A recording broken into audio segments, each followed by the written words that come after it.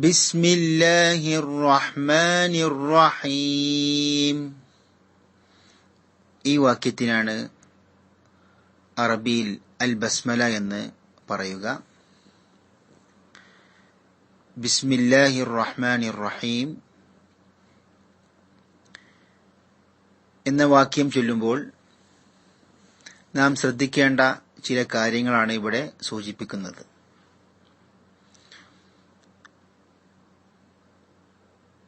ഒന്നാമതായി ബ എന്ന അക്ഷരം ഉച്ചരിക്കുമ്പോൾ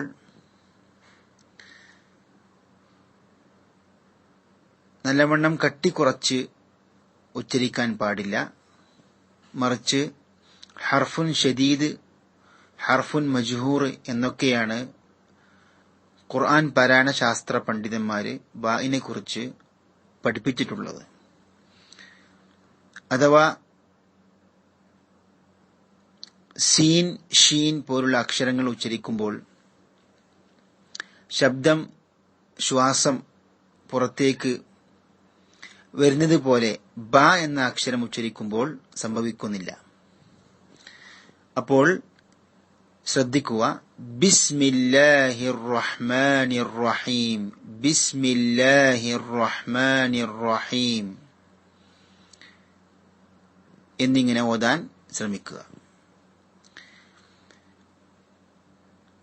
പിന്നെ നാം ശ്രദ്ധിക്കേണ്ട ഒരു കാര്യം, അല്ലാഹു, അർ-റഹ്മാൻ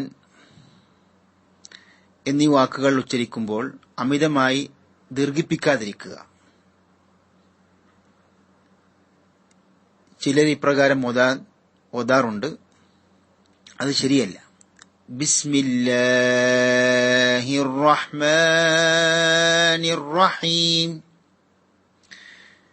എന്നാൽ അർ-റഹീം എന്ന വാക്കിൽ നിർത്തുമ്പോൾ 2, 4, 6 വീതം നീട്ടാം. അർ-റഹീം, അർ-റഹീം, അർ-റഹീം.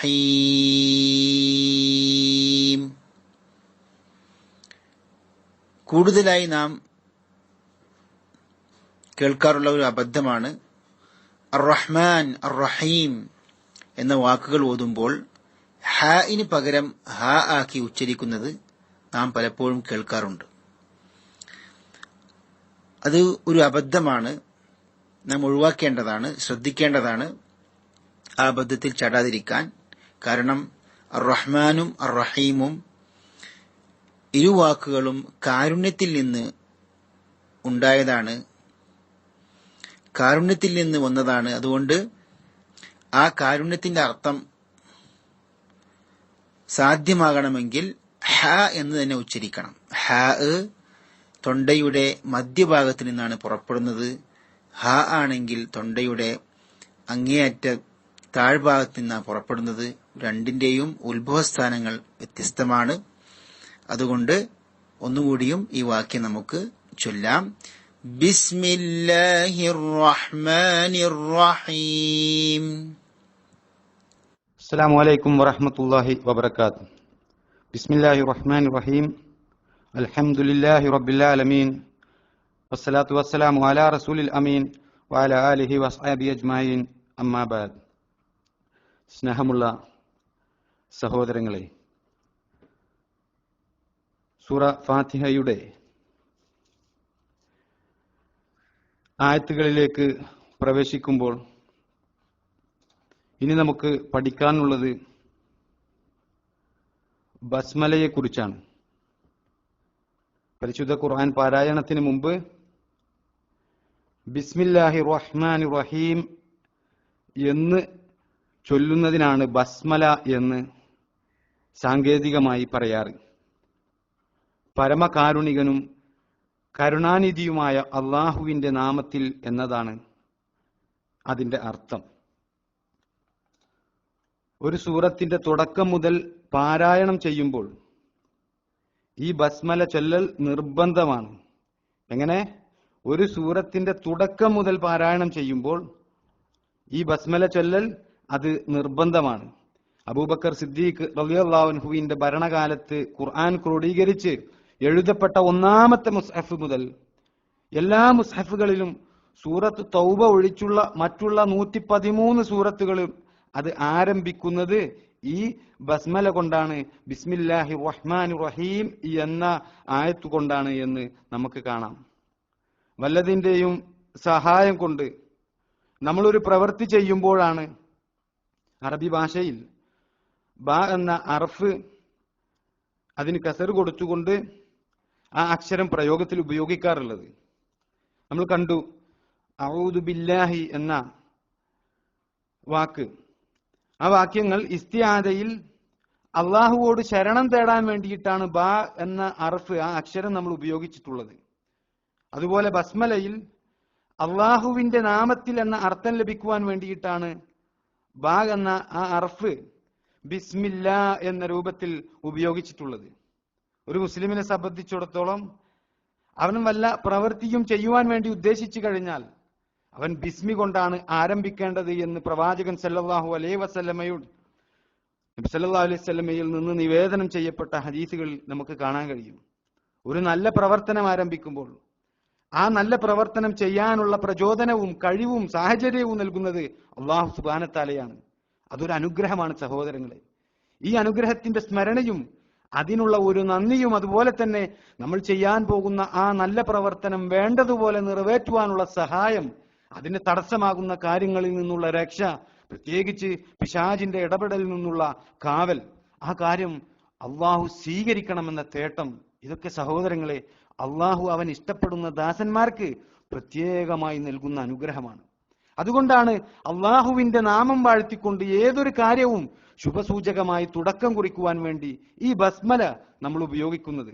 അതുപോലെ നമുക്ക് കാണാൻ കഴിയും പരിശുദ്ധ ഖുർആനിൽ സൂറത്തു നംലിൽ സുലൈമാൻ നബി അലൈഹിസ്സലാം യമനിലെ രാജ്ഞിക്ക്, അതായത് യമനിലെ സബയിലുള്ള രാജ്ഞിക്ക് അള്ളാഹുവിന്റെ മാർഗത്തിലേക്ക് ക്ഷണിച്ചുകൊണ്ടുള്ള ഒരു എഴുത്തിനെ കുറിച്ച് പറയുമ്പോൾ അവിടെ നമുക്ക് ഈ ബസ്മല കാണാൻ കഴിയും. എന്നാൽ ആ ബിസ്മി അത് സൂറത്തിന്റെ, അത് ഖുർആനിന്റെ ആയത്തിൽ ഉൾപ്പെട്ടതാണ് എന്ന വിഷയത്തിൽ ആർക്കും തന്നെ, അഹ്ലുസുന്നത്ത് വൽ ജമാഅത്തിന്റെ ഒരാൾക്കും തന്നെ ആ വിഷയത്തിൽ തർക്കമില്ല, അഭിപ്രായ വ്യത്യാസമില്ല എന്നത് സത്യമാണ്. എന്നാൽ പരിശുദ്ധ ഖുർആനിലെ 113 അധ്യായങ്ങളുടെ തുടക്കത്തിലുള്ള ഈ ബസ്മല അത് ഖുർആനിന്റെ ആയത്തുകളിൽ പെട്ടതാണോ അല്ലേ എന്ന വിഷയത്തിൽ അഹ്ലുസുന്നത്തിന്റെ പണ്ഡിതന്മാർക്കിടയിൽ അഭിപ്രായ വ്യത്യാസമുണ്ട്. ഈ വിഷയത്തിൽ പണ്ഡിതന്മാരുടെ അഭിപ്രായങ്ങൾ നമുക്ക് 4 രൂപത്തിൽ രേഖീകരിക്കപ്പെട്ടത് കാണാൻ കഴിയും. ഒന്നാമത്തെ അഭിപ്രായം, എല്ലാ അധ്യായത്തിലെയും ബിസ്മി ആ സൂറത്തിന്റെ ഒന്നാമത്തെ ആയത്താണ് എന്നാണ് ഒരു വിഭാഗം പണ്ഡിതന്മാരുടെ വീക്ഷണം. ഇനി രണ്ടാമത്തെ വീക്ഷണം, എല്ലാ സൂറത്തുകളിലെ ഒന്നാമത്തെ ആയത്തിന്റെ ഒരു ഭാഗമാണ് ബസ്മല എന്നതാണ്. എങ്ങനെ? എല്ലാ സൂറത്തുകളിലെ ഒന്നാമത്തെ ആയത്തിന്റെ ഒരു ഭാഗമാണ് ബസ്മല എന്നതാണ്. ആദ്യം പറഞ്ഞതോ എല്ലാ ആയത്തിലെയും ബിസ്മി ആ സൂറത്തിന്റെ ഒന്നാമത്തെ ആയത്താണ് എന്നാണ്. ഇത് ഒന്നാമത്തെ ആയത്തിന്റെ ഒരു ഭാഗമാണ് എന്നാണ് രണ്ടാമത്തെ വിഭാഗത്തിന്റെ വീക്ഷണം. ഇനി മൂന്നാമത്തേതോ, സൂറത്തുൽ ഫാത്തിഹയിൽ മാത്രം ഈ ബസ്മല അത് ഒന്നാമത്തെ ആയത്താണ്. സൂറത്തുൽ ഫാത്തിഹയിൽ മാത്രം. മറ്റു സൂറത്തുകളിൽ തുടർന്നു വരുന്ന സൂറത്തുകൾ ഇവ തമ്മിൽ തിരിച്ചറിയുവാൻ വേണ്ടി ആരംഭത്തിൽ കുറിക്കുന്നതാണ് എന്നാണ് ഒരു വിഭാഗം പണ്ഡിതന്മാരുടെ അഭിപ്രായം. ഇനി നാലാമത്തെ പണ്ഡിതന്മാരുടെ വീക്ഷണം, അവർ ഫാത്തിഹ അടക്കം എല്ലാ സൂറത്തുകളുടെയും ആരംഭം കുറിക്കുന്നതാണ് ഓരോ അധ്യായത്തിലെയും ബസ്മലകൾ എന്നാണ്. സൂറത്ത് ഫാത്തിഹ അടക്കം എല്ലാ സൂറത്തുകളുടെയും ആരംഭം കുറിക്കുന്നതാണ് ഈ ബസ്മലകൾ എന്നതാണ് ഈ നാലാമത്തെ ഒരു വീക്ഷണം എന്നർത്ഥം. ഈ അഭിപ്രായങ്ങൾക്കെല്ലാം ചില തെളിവുകൾ ഓരോ പണ്ഡിതന്മാരും നൽകുന്നുണ്ട് സഹോദരങ്ങളെ. ഏതായാലും പരിശുദ്ധ ഖുർആൻ പാരായണം തുടങ്ങുമ്പോഴും സൂറത്തുകളുടെ ആരംഭത്തിലും സൂറത്തുൽ ഫാത്തിഹയുടെ ആരംഭത്തിൽ പ്രത്യേകിച്ചും ബിസ്മി ചൊല്ലൽ ആവശ്യമാണ് എന്ന വിഷയത്തിൽ ഒരു തർക്കവുമില്ല എന്നുള്ളത് നമ്മൾ അടിവരയിട്ടുകൊണ്ട് മനസ്സിലാക്കേണ്ടതുണ്ട്. നബി സല്ലല്ലാഹു അലൈഹി വസല്ലമക്ക് അവതരിച്ച ഒന്നാമത്തെ ആയത്ത് തന്നെ നോക്കൂ സഹോദരങ്ങളെ, ഇഖ്റ ബിസ്മി റബ്ബിക്കല്ലദീ ഖലഖ്, സൃഷ്ടിച്ചവനായ നിന്റെ രക്ഷിതാവിന്റെ നാമത്തിൽ വായിക്കുക എന്നാണ്. അള്ളാഹുവിന്റെ നാമത്തിൽ വായിക്കാൻ വേണ്ടിയിട്ടാണ് പറയുന്നത്. അള്ളാഹുവിന്റെ നാമത്തിൽ വായിക്കുക എന്ന അള്ളാഹുവിന്റെ ഈ കൽപ്പന അത് പ്രായോഗികമായി നബി സല്ലല്ലാഹു അലൈഹി വസല്ലമ നമുക്ക് കാണിച്ചു തന്നിട്ടുണ്ട്. നബി സല്ലല്ലാഹു അലൈഹി വസല്ലമയുടെ ഖുർആൻ പാരായണത്തിൽ നബി സല്ലല്ലാഹു അലൈഹി വസല്ലമ ഖുർആനിലെ ആയത്തുകൾ നീട്ടിക്കൊണ്ടും മുറിച്ചുമൊക്കെ അദ്ദേഹം പാരായണം ചെയ്തത് എന്ന് സഹാബികൾ റിപ്പോർട്ട് ചെയ്തത് നമുക്ക് കാണാൻ കഴിയും. അവിടെയൊക്കെ ഈ ബസ്മല റസൂലുള്ളാഹി സ്വല്ലല്ലാഹു അലൈഹി വസല്ലമ ഉപയോഗിച്ചത് നമുക്ക് കാണാൻ കഴിയും. ഇമാം ബുഖാരിയും അതുപോലെ തന്നെ ഇമാം അഹ്മദും ഇമാം അബൂ ദാവൂദ് തുടങ്ങിയ ആളുകൾ, പണ്ഡിതന്മാര്, അവരവരുടെ ഹദീസ് ഗ്രന്ഥങ്ങളിൽ റിപ്പോർട്ട് ചെയ്തതായി നമുക്ക് കാണാൻ കഴിയും.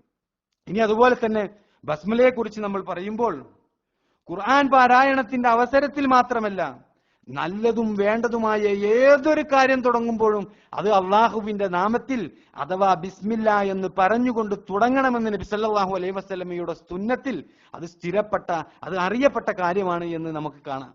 ചില പ്രത്യേക സന്ദർഭങ്ങളിൽ നബി സല്ലല്ലാഹു അലൈഹി വസല്ലമ തന്നെ ബിസ്മി ചൊല്ലുവാൻ വേണ്ടിയിട്ട് നിർദ്ദേശിച്ച സംഭവങ്ങൾ ഉണ്ടായിട്ടുണ്ട്.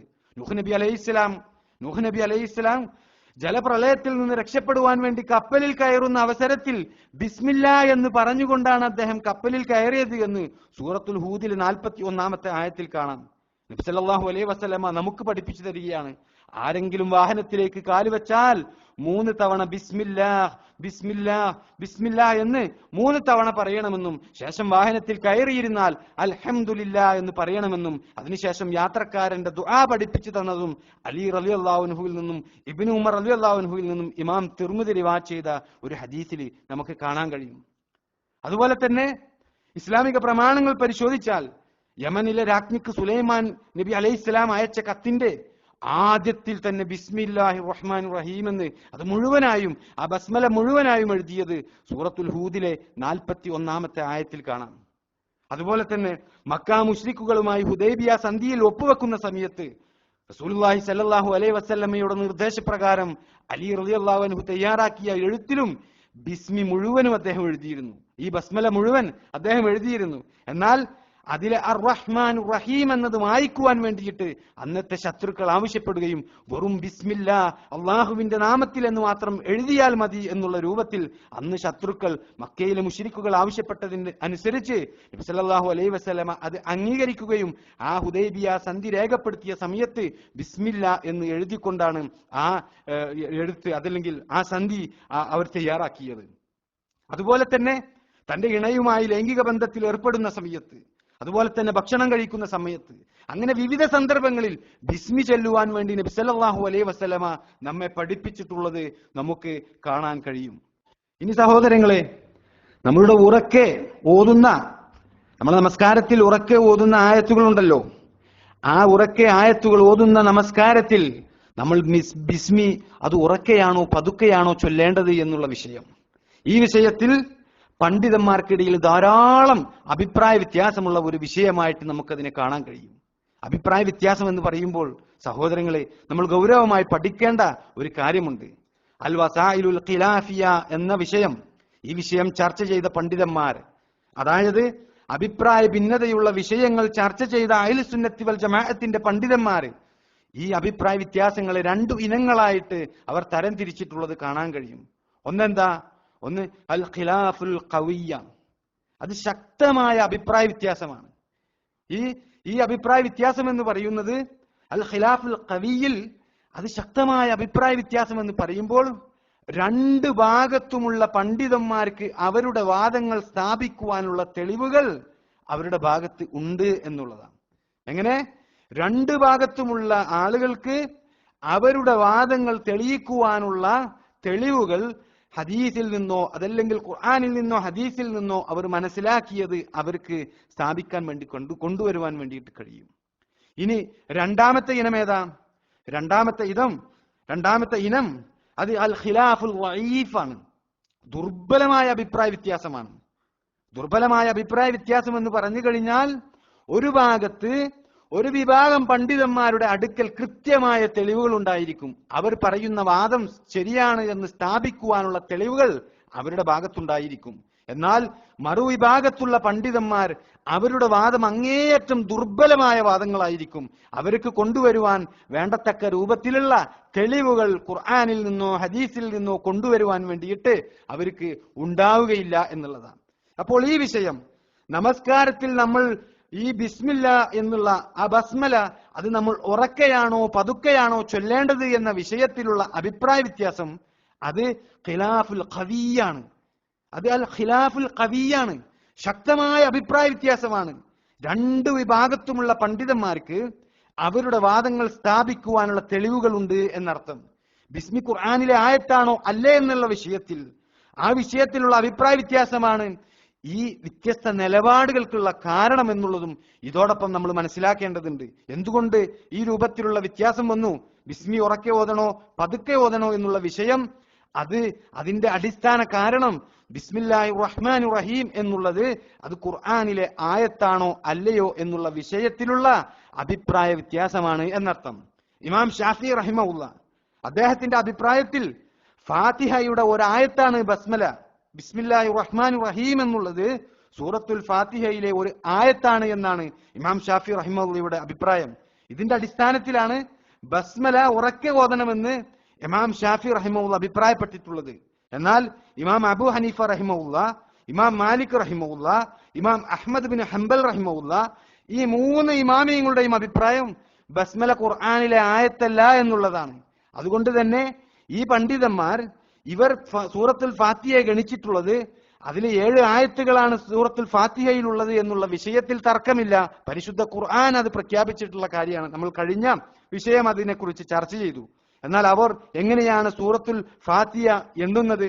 സിറാത്തല്ലദീന അൻഅംത അലൈഹിം ഗൈറിൽ മഗ്ദൂബി അലൈഹിം വലദ്ദാല്ലീൻ എന്നുള്ളത് അത് 2 ആയത്തുകളായിട്ടാണ് ഇമാം അബു ഹനീഫയും ഇമാം മാലിക്കും ഇമാം അഹ്മദ് ബിൻ ഹംബൽ റഹിമഹുല്ലാഹുൽ അജ്മഈൻ ഇവരെല്ലാവരും ഈ ആയത്ത് അത് 2 ആയത്തുകളായിട്ടാണ് അവർ പരിഗണിച്ചിട്ടുള്ളത്. ഇമാം ഷാഫി റഹിമഹുല്ലയുടെ അഭിപ്രായം നമസ്കാരത്തിൽ ബസ്മല ഉറക്കെ ചെല്ലണമെന്ന് പറയുമ്പോൾ ഇമാം അഹ്മദ് ബിൻ ഹംബലും അതുപോലെ തന്നെ ഇമാം അബു ഹനീഫ റഹിമഹുല്ലയൊക്കെ പോലെയുള്ള പണ്ഡിതന്മാർ അത് പതുക്കെ ചൊല്ലണമെന്ന അഭിപ്രായം, അതുകൊണ്ടാണ് ഈ രൂപത്തിലുള്ള അഭിപ്രായ വ്യത്യാസങ്ങൾ ഉണ്ടായത് എന്നർത്ഥം. നേരത്തെ സൂചിപ്പിച്ചതുപോലെ ഈ വിഷയം അൽ ഖിലാഫുൽ ഖവിയാണ്, ശക്തമായ അഭിപ്രായ വ്യത്യാസമുള്ള വിഷയമാണ്. 2 ഭാഗത്തും അവരുടെ വാദങ്ങൾ സ്ഥാപിക്കുവാനുള്ള തെളിവുകളുണ്ട്. അതുകൊണ്ട് തന്നെ ഇമാം ഇബ്നുൽ ഖയ്യിം റഹിമഹുല്ലാ അദ്ദേഹത്തിന്റെ പ്രസിദ്ധമായ സാദുൽ മആദ് എന്ന് പറയുന്ന ഗ്രന്ഥത്തിൽ ഈ വിഷയ സംബന്ധമായി പറഞ്ഞ കാര്യം നമ്മൾ വളരെ മുഖവിലക്കെടുക്കേണ്ടതാണ് എന്നർത്ഥം. നബി സല്ലല്ലാഹു അലൈഹി വസല്ലമയുടെ നമസ്കാരത്തെക്കുറിച്ച് വിവരിച്ചുകൊണ്ട് എഴുതിയപ്പോൾ അദ്ദേഹം പറയുകയുണ്ടായി, നമസ്കാരത്തിൽ നബി സല്ലല്ലാഹു അലൈഹി വസല്ലമ സൂറത്തുൽ ഫാത്തിഹ ഓതുന്ന സമയത്ത് ബിസ്മി ചിലപ്പോൾ ഉറക്കെ ഓതാറുണ്ട്, അധികവും അദ്ദേഹം പതുക്കെയായിരുന്നു ഓതിയിരുന്നത് എന്ന് അദ്ദേഹം പറയുകയാണ്. നബി സല്ലല്ലാഹു അലൈഹി വസല്ലമ പതുക്കെയാണ് ഓതിയത് എന്നുള്ള റിവായത്തുകൾ ഇമാം ബുഖാരി അടക്കമുള്ള ഹദീസ് ഗ്രന്ഥങ്ങളിൽ കാണാൻ കഴിയും. അതുകൊണ്ടാണ് ഇദ്ദേഹം നമസ്കാരത്തിൽ ചില സമയത്ത് നബി സല്ലല്ലാഹു അലൈഹി വസല്ലമ ബിസ്മി ഉറക്കെ ഓതിയിട്ടുണ്ട്, എന്നാൽ അധിക സമയവും പതുക്കെയായിരുന്നു ഓതിയിരുന്നത്, രണ്ടും ശരിയാണ് എന്നുള്ള രൂപത്തിലേക്ക് രണ്ടിനെയും നമ്മൾ എന്ത് ചെയ്യാൻ പാടുള്ളതല്ല, ആക്ഷേപിക്കുവാൻ പാടുള്ളതല്ല എന്ന് പഠിപ്പിക്കുകയാണ് അദ്ദേഹം ചെയ്തത്. അതുകൊണ്ട് തന്നെ ഈ വിഷയത്തിൽ നമുക്കൊരു പ്രയാസമുണ്ടാകേണ്ടതില്ല സഹോദരങ്ങളെ. ഉറക്കെ ഓതിയാലും പതുക്കെ ഓതിയാലും രണ്ടായാലും മനസ്സിൽ വെറുപ്പ് കാണിക്കേണ്ട ഒരു വിഷയമല്ല ഇത് എന്നുള്ളത് നമ്മൾ ഗൗരവമായി മനസ്സിലാക്കണം. ഇനി ഇന്ന് കാണുന്ന ഖുർആൻ നമ്മൾ എടുത്ത് പരിശോധിക്കുക. ഇന്ന് കാണുന്ന പരിശുദ്ധ ഖുർആനിൽ ബിസ്മില്ലാഹിർ റഹ്മാനിർ റഹീം എന്നുള്ളത് 1-ാമത്തെ ആയത്തായിക്കൊണ്ടാണ് ഗണിച്ചിട്ടുള്ളത്. അതെന്തുകൊണ്ടാണ്? ഇമാം ഹഫ്സിന്റെ പാരായണ രീതിയിൽ അറിയപ്പെടുന്നതാണ് ഇന്ന് നമ്മൾ ഓതിക്കൊണ്ടിരിക്കുന്ന പരിശുദ്ധ ഖുർആനിലെ ആയത്തുകൾ മുഴുവനും ഹിഫ്സിന്റെ പാരായണ രീതിയിലുള്ളതാണ് എന്നർത്ഥം. ഇമാം ഹിഫ്സ് റഹിമഹുല്ല ഹിജറ 2-ാം നൂറ്റാണ്ടിലെ കൂഫക്കാരനായ പണ്ഡിതനായിരുന്നു. മക്കക്കാരും കൂഫക്കാരുമുള്ള അവരിൽ നിന്ന് റിവായത്ത് ചെയ്യപ്പെട്ട ഈ പാരായണ രീതി മുഴുവൻ അതിലെ ബസ്മല സൂറത്തുൽ ഫാത്തിഹയിലെ 1-ാമത്തെ ആയത്തായിട്ടായിരുന്നു മക്കക്കാരും കൂഫക്കാരും ഗണിച്ചിരുന്നത്. അതുകൊണ്ടാണ് ഇമാം ഹഫ്സിന്റെ പാരായണ രീതിയിലെ ഈ ഖുർആൻ പാരായണത്തിൽ ബിസ്മില്ലാഹിർ റഹ്മാനിർ റഹീം എന്നുള്ളത് അത് 1-ാമത്തെ ആയത്തായിക്കൊണ്ട് എണ്ണിയത്. എന്നാൽ മദീനയിലും അതുപോലെ തന്നെ ഷാം പോലെയുള്ള സ്ഥലങ്ങളിലുണ്ടായിരുന്ന പണ്ഡിതന്മാർ അവരുടെ ഖുർആൻ പാരായണ രീതിയിൽ ഇമാം വർഷ് റഹിമഹുല്ല പോലെയുള്ള പണ്ഡിതന്മാർ, അദ്ദേഹം സമകാലികനാണ്, ഇമാം ഹഫ്സിന്റെ കൂടെ ആ സമയത്ത് ആ കാലഘട്ടത്തിൽ ജീവിച്ച വലിയ ഈ വിഷയത്തിൽ ഖുർആനിന്റെ പാരായണവുമായി ബന്ധപ്പെട്ട വിഷയത്തിലെ വലിയ പണ്ഡിതനാണ് ഹിജറ 2-ാം നൂറ്റാണ്ടിൽ. ഇമാം വർഷ് റഹിമഹുല്ലയുടെ പാരായണം പോലെയുള്ളവ അതിൽ ബസ്മല 1-ാമത്തെ ആയത്തല്ല എന്നുള്ളതും നമ്മൾ ഇതോടൊപ്പം മനസ്സിലാക്കേണ്ടതുണ്ട്. ഖുർആനിന്റെ പാരായണവുമായി ബന്ധപ്പെട്ട വിഷയത്തിൽ അവഗാഹം നേടിയിട്ടുള്ള പണ്ഡിതന്മാർ ഈ രണ്ട് പാരായണ രീതിയും നബി സല്ലല്ലാഹു അലൈഹി വസല്ലമ വരെ എത്തുന്ന പരമ്പര ഉള്ളതാണ് എന്ന് സ്ഥിരീകരിച്ചിട്ടുണ്ട് എന്നും സഹോദരങ്ങളെ ഇതോടൊപ്പം നമ്മൾ മനസ്സിലാക്കേണ്ടതുണ്ട്. എങ്ങനെ? ഈ രണ്ട് രൂപത്തിലുള്ള പാരായണ രീതിയും നബി സല്ലല്ലാഹു അലൈഹി വസല്ലമ വരെ എത്തുന്ന പരമ്പര ഉള്ളതാണ് എന്ന് സ്ഥിരീകരിച്ചിട്ടുണ്ട്. നബി സല്ലല്ലാഹു അലൈഹി വസല്ലമ ഖുർആൻ പാരായണം ചെയ്യുമ്പോൾ വഖഫ് ചെയ്താണ് ഓതിയിരുന്നത്, നിർത്തിയാണ് ഓതിയിരുന്നത്. അതായത് നിർത്തി ഓതിയത് മനസ്സിലാക്കിയതിൽ വന്ന വൈവിധ്യം മാത്രമാണ് ഈ രൂപത്തിലുള്ള പാരായണത്തിലും മറ്റും നമ്മൾ ഇന്ന് കണ്ടുകൊണ്ടിരിക്കുന്ന ഭിന്നത എന്ന് നമ്മൾ മനസ്സിലാക്കണം സഹോദരങ്ങളെ. അതുകൊണ്ട് തന്നെ ഈ വിഷയം നമ്മൾ ആദ്യം ഇവിടെ ചർച്ച ചെയ്തതാണ്. സൂറത്തുൽ ഫാത്തിഹ നമ്മൾ നമസ്കാരത്തിൽ നിരന്തരം ഉപയോഗിക്കുന്നതാണ്. ചില പ്രദേശങ്ങളിൽ പോയി കഴിഞ്ഞാൽ ഉറക്കെ ഓതുന്ന ആളുകളുണ്ട്, ചില പ്രദേശങ്ങളിൽ പോയി കഴിഞ്ഞാൽ അത് പതുക്കെ ഓതുന്ന ആളുകളുണ്ട്. അതിന്റെ ആ അഭിപ്രായ വ്യത്യാസത്തിന്റെ ഗൗരവം എന്താണ് എന്നും അതിന്റെ അടിസ്ഥാനം എന്താണ് എന്നും മാത്രം വിശദീകരിക്കുകയാണ് ഇന്ന് നമ്മൾ ചെയ്തത്. ഇനി ഇൻഷാ അല്ലാഹ് അടുത്ത ക്ലാസ്സിൽ ബസ്മലയിൽ അള്ളാഹുവിന്റെ 3 നാമങ്ങളെ കുറിച്ച് പ്രസ്താവിച്ചിട്ടുണ്ട്. അള്ളാഹു, അർ റഹ്മാൻ, അർ റഹീം. അതുകൊണ്ട് തന്നെ നമുക്ക് അടുത്ത ക്ലാസ്സിൽ അത് വിശദമായി ചർച്ച ചെയ്യേണ്ടതുണ്ട് ഇൻഷാ അല്ലാഹ്. അതിനുശേഷം നമുക്ക് ബസ്മല എങ്ങനെ ഓതാമെന്ന് ഇൻഷാ അല്ലാഹ് നമുക്ക് ഷെയ്ഖ് യാസിർ ബിൻ ഹംസ ഹഫിളഹുല്ലാഹ് അദ്ദേഹത്തിന്റെ പാരായണം നമുക്ക് കേൾക്കുകയും ചെയ്യാം. അള്ളാഹു അനുഗ്രഹിക്കുമാറാകട്ടെ. സഹോദരങ്ങളെ, നമ്മളുടെ സംസാരത്തിന്റെ അവസാന ഭാഗത്ത് ഹിജ്റ 2-ാം നൂറ്റാണ്ടിലെ ഖാരി, തജ്വീദുമായി ബന്ധപ്പെട്ടുകൊണ്ട് പഠിക്കേണ്ട ഒരു പേരാണ് ഇമാം ഹഫ്സ്. ഹഫ്സിനെ കുറിച്ച് റഹിമഹുല്ലാഹ് സൂചിപ്പിക്കുമ്പോൾ സംസാരത്തിൽ ഹിഫ്സ് എന്നാണ് പദത്തിൽ വന്നത്. ഹഫ്സ് ബിൻ സുലൈമാൻ ബിൻ അൽ മഗീറ അൽ അസദി അൽ കൂഫി എന്നാണ് അദ്ദേഹത്തിന്റെ മുഴുവൻ പേര്. അദ്ദേഹത്തെ ആ രൂപത്തിൽ ഇമാം ഹഫ്സ് എന്ന രൂപത്തിൽ മനസ്സിലാക്കണമെന്ന് അഭ്യർത്ഥിക്കുകയാണ്. അസ്സലാമു അലൈക്കും വറഹ്മത്തുള്ളാഹി.